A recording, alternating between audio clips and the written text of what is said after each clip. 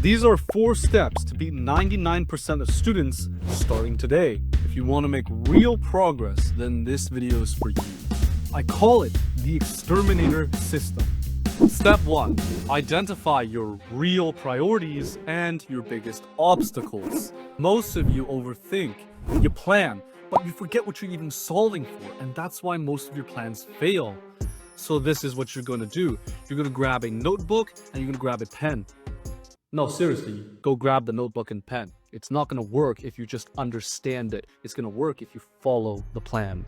Ask yourself, what is the one goal that would solve most of my problems right now? Maybe if you slept at the same time every single day, you would have more energy and motivation.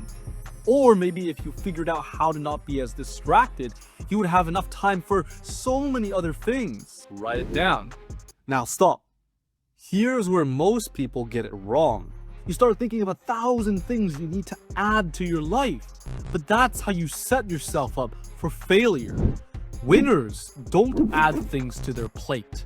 They take out the distractions that don't serve their goals. And then good habits come as a default.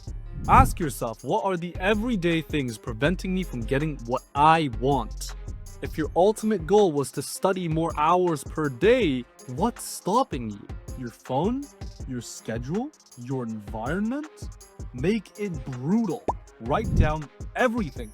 By the end of this step, you should have one clear goal and a list of all the things holding you back. Now listen closely, because this next step is how you will finally get what you want.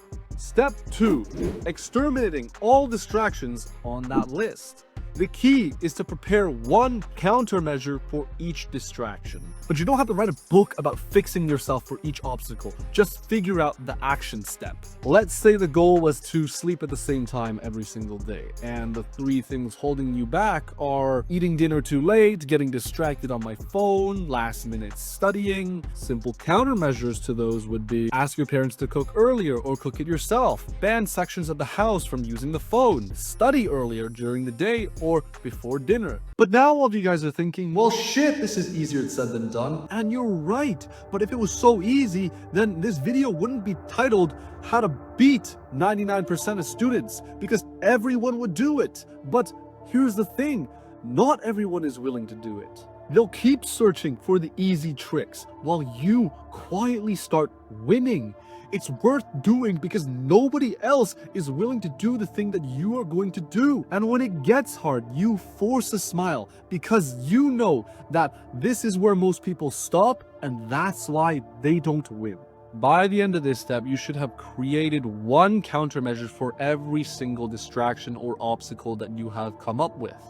Now, before you start this plan, you have to figure out step 3, because this next step determines whether or not you win or fail like every other time that you've decided to make a plan.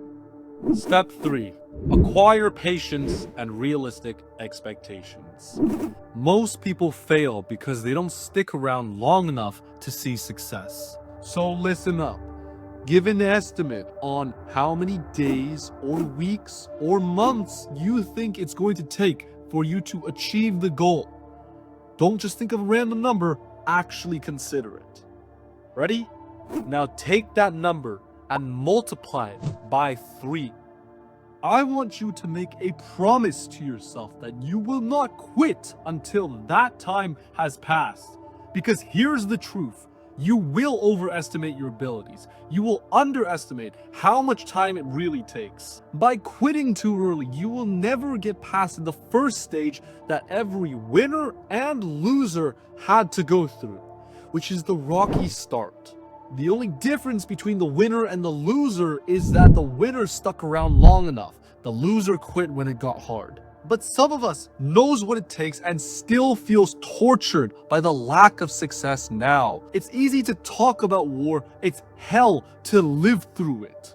Some of us quit not because we didn't know how long it takes, but because knowing didn't make it feel any easier.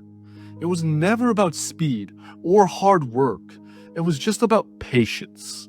When I started YouTube, I spent 20 to 30 hours a week on every video, and these videos didn't get more than 20 views. Really imagine the pain I felt.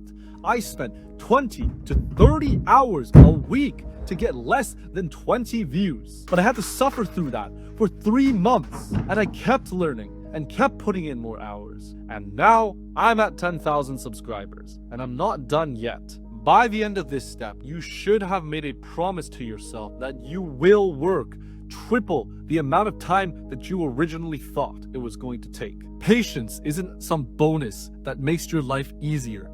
It's the entire game. Step 4. Adjust every week based on real data, not emotions. At this stage, you already had everything you need to start. And after a week of starting, you're going to realize a few things. First, you're going to be annoyed because you probably did mess up at some point. And second, you're going to feel uncomfortable and you want to feel like quitting.